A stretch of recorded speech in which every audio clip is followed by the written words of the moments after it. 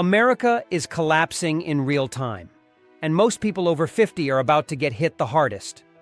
Listen, if you're wondering why your money doesn't stretch, why you're exhausted no matter how much you work, or why everything just feels off, it's because the system is quietly unraveling. Over 63% of Americans now say they can't afford a $500 emergency. Over 37 million live in poverty. Nearly 1 in 2 seniors say they're afraid they'll outlive their retirement money. This isn't a bad month. It's a structural breakdown. And it's not coming. It's already here. In this video, I'll show you 10 brutal signs that everyday life in America is collapsing. And why the hardest part is, there's no clear way out. Number 10. Banks are turning against the very people who built them. Let's talk about something nobody wants to admit. The banks are no longer on your side. In fact, they've quietly become your biggest predator. The same local branch where you deposited your first paycheck, where your kids opened their college savings accounts, where you shook hands with the manager and felt like you mattered, that bank has changed. Behind the new branding, sleeker apps, and friendlier logos is a machine designed to extract, not support. In 2023 alone, U.S. banks collected over $11.5 billion in overdraft and non-sufficient funds fees, targeting people already in crisis. And they're not just bleeding the broke. Seniors are being quietly drained through maintenance fees, mysterious service charges, and automated overdraft chains that pull from multiple accounts in seconds. You might think your money is safe, but check your statement. Many people over 50 are watching their checking accounts dwindle not from spending, but from the bank itself. And it gets worse. J.P. Morgan Chase just slashed their teller staff in over 400 branches, meaning older customers who rely on in-person service are left with ATMs, apps, and hotlines that loop you in circles. Try calling a real person after your Social Security check is delayed by 48 hours. Good luck. Meanwhile, wealthier clients get private advisors, zero fees, and priority support. We've entered a two-tier banking system, one for the rich and one where the poor pay just to exist. Nearly 1 in 4 Americans over 55 now rely on credit cards to cover everyday expenses, racking up debt just to buy gas or pay for prescriptions, while interest rates hit 22% or higher. And when you fall behind, there's no mercy, no negotiation, just penalties, collections, and credit destruction.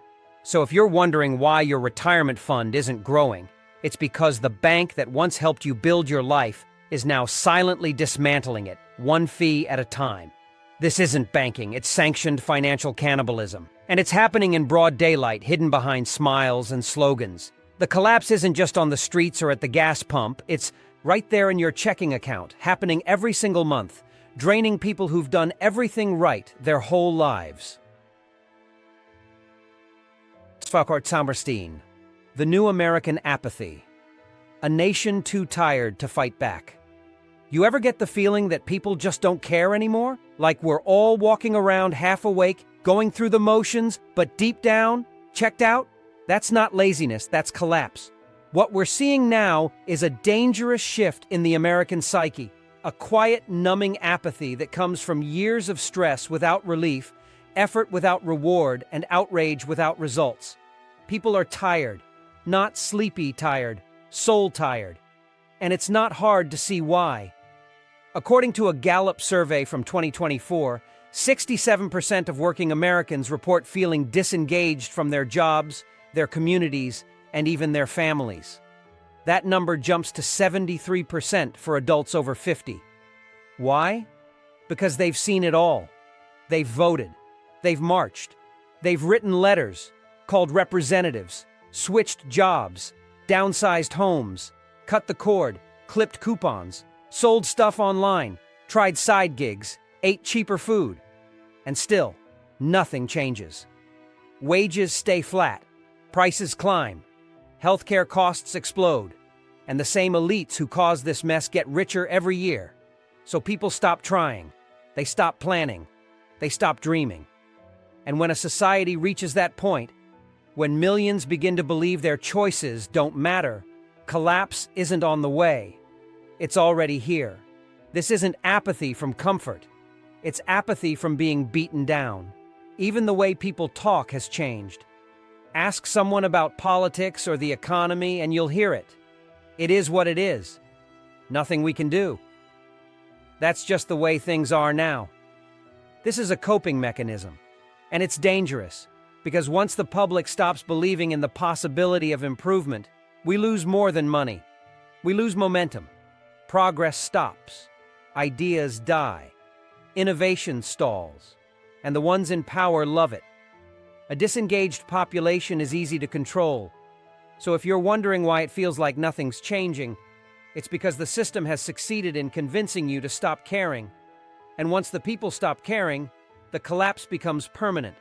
Not because we were outgunned, but because we were too exhausted to resist. Number 8. The rise of the silent poor. Working, broke, and ashamed. Nobody talks about this group, but you see them everywhere. They don't look homeless. They're not panhandling. They have jobs, often 2 or 3, but they're broke, and they're hiding it. This is America's new underclass, the silent poor. People who earn just enough to disqualify them from aid, but not enough to survive. And the shame of it is paralyzing. These are people who used to be middle class, homeowners, parents, retirees, who now skip meals so their grandkids can eat, who pawn family jewelry to cover a car repair, who ration medication because the copay tripled last year. According to the most recent Pew research, nearly 38% of Americans earning between $55,000 and $100,000 report struggling to cover monthly bills. Let that sink in. Even people who technically make good money are drowning, and they don't tell anyone. They don't qualify for food stamps. They don't want to admit they're behind on their mortgage. They don't go to the food bank because they still wear a collared shirt to work. But they are broke. Quietly. Secretly broke. And it's not their fault. The cost of everything, rent, utilities, insurance, groceries, has ballooned while real wages have barely moved in 20 years. We're not talking about the bottom 10% here. We're talking about millions of ordinary people who did everything right, who saved, worked, paid taxes, followed the rules, and still lost the game. And the worst part? No one sees them. Politicians ignore them. The media stereotypes them. Even their own families sometimes don't realize how bad it is, because they still look fine. But behind the curtains, it's maxed out credit cards, unpaid utility bills, skipped medical appointments, and sleepless nights. This is what makes the collapse of American life so devastating. It's invisible. It hides in plain sight, and it forces people into isolation. Too proud to ask for help, too ashamed to admit they need it, and too scared to speak out. This isn't just poverty. This is economic exile. And it's happening to your neighbors, your co-workers, your friends, and maybe even you. Number 7. Medical bankruptcy is becoming the default retirement plan. You can work your whole life, pay into Medicare, avoid bad habits, and still end up bankrupt from one medical emergency. That's how broken the system is now. It used to be that getting older in America meant slowing down and enjoying life, playing with the grandkids, gardening, traveling a bit. Now, aging means risk management, because one fall, one scan, one emergency room visit can wreck your entire financial future. Over 65% of all bankruptcies filed in the U.S. today are tied to medical debt, and more than half of those filers had health insurance. Think about that. We've created a system where insurance doesn't actually insure you against financial ruin. A colonoscopy with biopsy in many states can run over $5,000 out of pocket. A single ER visit for chest pain, even if it turns out to be acid reflux, can cost $12,000. And Medicare? It's better than nothing, but it's not nearly enough. Most retirees are shocked to learn it doesn't cover vision, dental, hearing, or long-term care. And guess what eats up your income faster than anything in your 70s and 80s? All of the above. According to Fidelity's 2024 retirement report, the average couple retiring at 65 will need over $315,000 just to cover health-related expenses, not including long-term care. And that number doesn't stop growing. Assisted living costs have jumped 19% in the last 2 years, with many facilities charging over $6,000 a month per person. What's the plan for most people? There is none. People are quietly cashing out 401ks, selling off family heirlooms, moving in with children, delaying treatment, or simply going without. I've seen seniors skip medications to pay for property taxes or choose between a CPAP machine and a car repair. It's not just tragic, it's systemic neglect. Other countries see healthcare as a guarantee. In America, it's a gamble, and the older you are, the worse the odds get. So if it feels like you're walking on financial eggshells every time you feel a twinge in your chest or notice a new mole, you're not paranoid. You're surviving in a country where aging in place has become a slow-motion medical emergency. Number 6, infrastructure isn't just aging, it's actively failing. You might not notice it until something breaks, but America's physical backbone is literally crumbling beneath our feet. Roads, bridges, water lines, electrical grids, all of it built in a different century for a different population, now being duct-taped together while politicians argue over who gets to blame who. And it's not just the occasional pothole anymore. We're seeing outright failures that are changing daily life. The American Society of Civil Engineers gave the nation's infrastructure a C in its most recent report card, and frankly, that's generous. Over 220,000 bridges are listed as in poor condition. More than 6 billion gallons of clean drinking water are lost every day due to leaking corroded pipes. Entire towns are still dealing with lead-contaminated water, and the EPA is scrambling to keep up. We've already seen what happens when the grid fails. Remember Texas in 2021? Hundreds dead. Power outages lasted for days, and it wasn't a one-off. California's power companies are now legally allowed to cut off electricity preemptively if they think their lines might spark a wildfire. That's right, you can now lose power because the grid is too fragile to handle weather. And let's talk about public transit, especially for older Americans who don't drive. Bus routes are being slashed in smaller cities.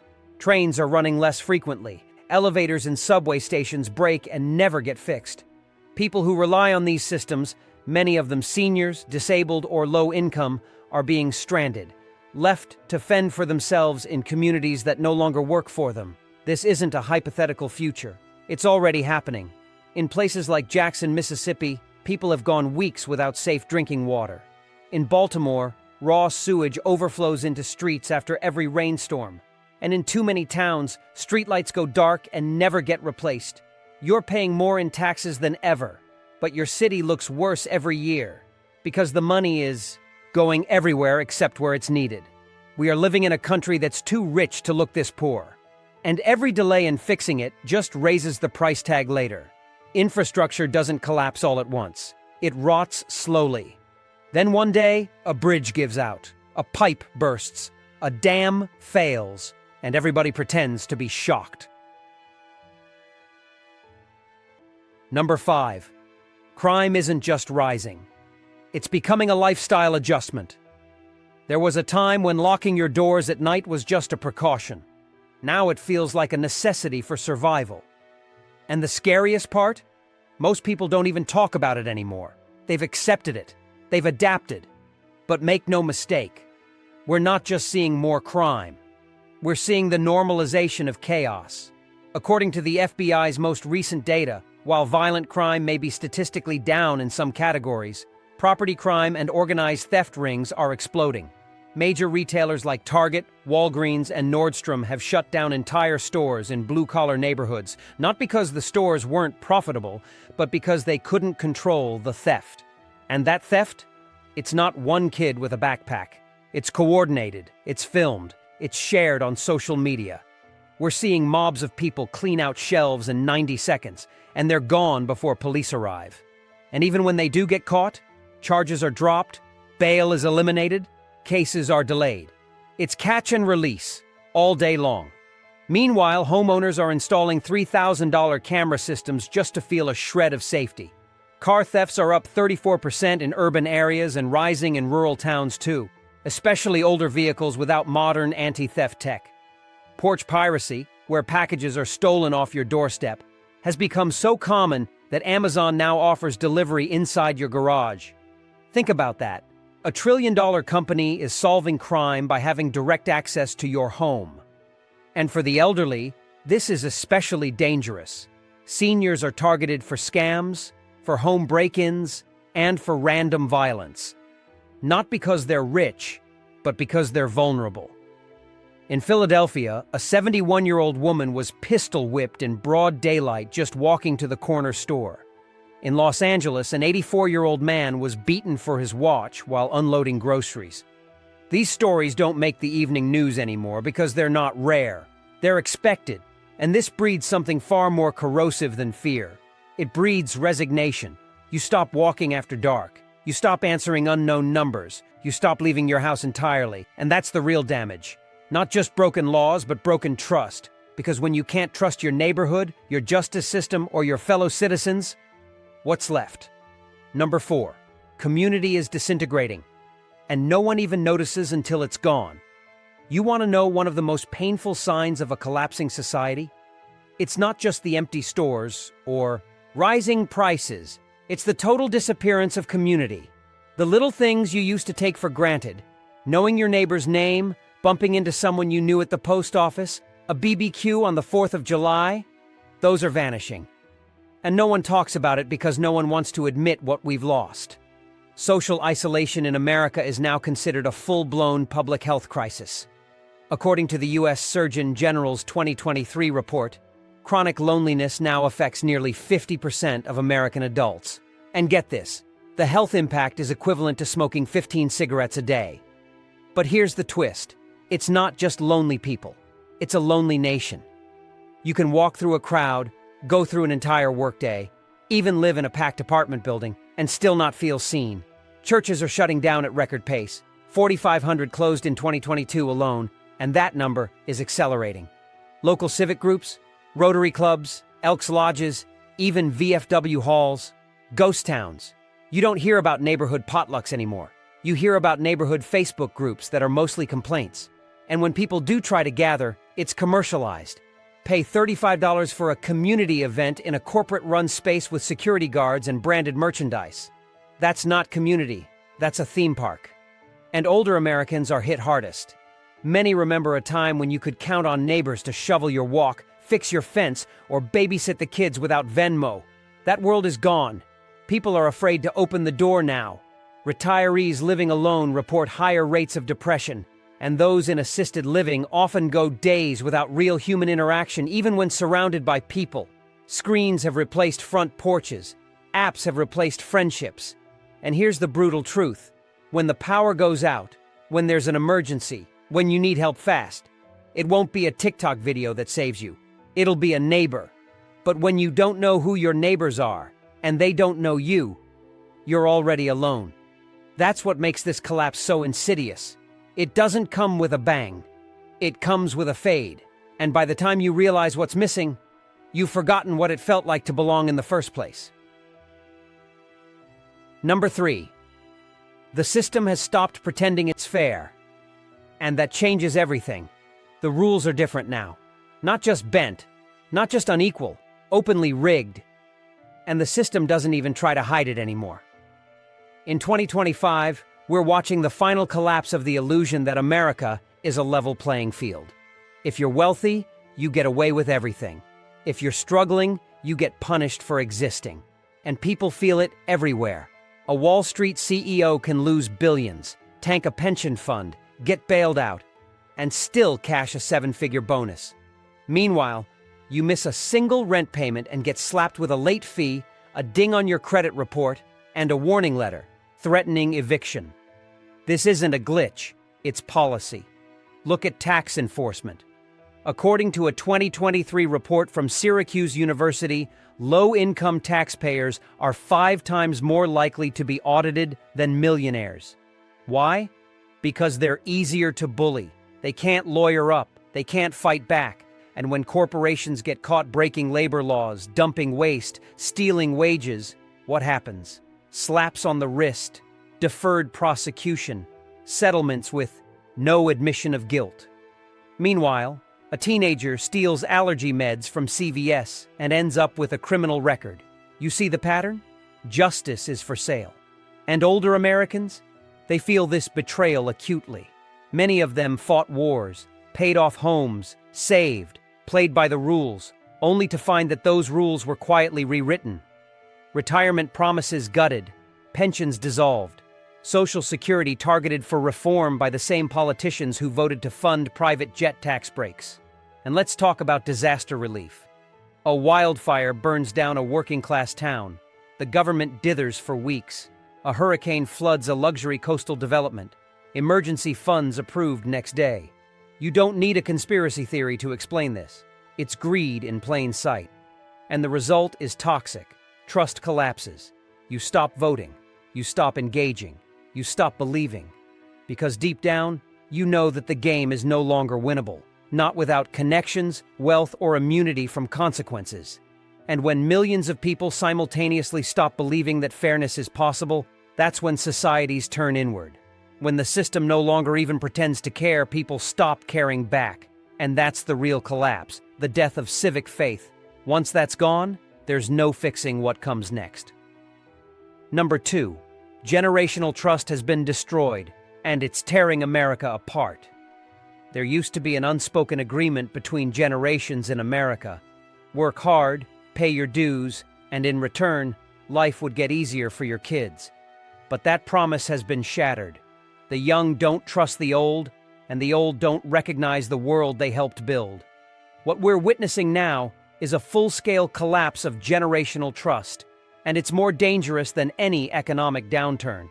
Boomers and Gen X worked decades to build careers, raise families, and invest in a system that once rewarded consistency. But today's young adults, millennials and Gen Z, are inheriting record-breaking student debt, over $1.75 trillion. A housing market so inflated that the average down payment now requires more than 12 years of savings, and a job market that's being eaten alive by AI and automation. And guess what? They're angry. They're disillusioned. They've watched as the generations before them bought homes for $60,000 that are now worth $700,000, while telling them to just stop eating avocado toast and work harder. But it's not just about money. It's about betrayal. Young people are being told they're entitled, while working 2 jobs, renting tiny apartments for $2,300 a month, and holding college degrees that haven't improved their odds. Meanwhile, older Americans feel just as betrayed. They followed the rules, saved for retirement, and now find out their pensions are gone, their Social Security checks are barely covering utilities, and the very kids they raised see them as out-of-touch hoarders of wealth. It's ugly. Family dinners now turn into political landmines. Conversations are strained. Resentment simmers beneath every "back in my day" or "you just don't get it." And this fracture is exactly what the system wants. Because a divided public doesn't demand change. But when generations stop believing they're on the same team, society doesn't just slow down. It breaks apart. It means parents no longer trust their kids to take care of them. It means young people no longer feel any reason to preserve what came before. And when neither side feels invested in the future, no one builds it. That's how empires rot from the inside. Not with war, not with famine, but with broken trust between generations who stop believing the other side cares whether they live or die. Number 1, there is no clear way out, and that's the most dangerous collapse of all. What makes this moment so terrifying isn't just the inflation, the broken systems, or the debt. It's the paralyzing confusion, the overwhelming, disorienting sense that there's no way forward anymore, that no matter where you turn, you're stuck. You see it everywhere now, not just in economic stats, but in people's eyes. The glaze of defeat, the quiet anxiety in checkout lines, the millions of Americans who say nothing's working, but don't know what to fix. Leave the city? It's too expensive. Move rural? There are no jobs. Start a business? You'll be taxed and regulated to death. Change careers? Every industry is either shrinking, merging, or outsourcing to a robot. Retire early? With what savings? Work longer? Your body can't take it. Even prepping, once seen as a fringe backup plan, has gotten priced out. You used to be able to stock a pantry for emergencies. Now, bulk rice and beans cost more than a car payment. And every time you try to get ahead, life throws another curveball. Insurance hikes, surprise bills, broken appliances, a relative who needs help. a car that dies, a rent increase you didn't see coming. It's relentless. And the worst part? The people in charge act like it's all fine. The government says unemployment is low. The Fed says inflation is cooling. The media tells you things are normal. But your gut tells you the truth. This isn't normal.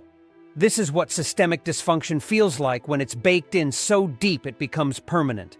And that's why people are giving up. Quietly, slowly.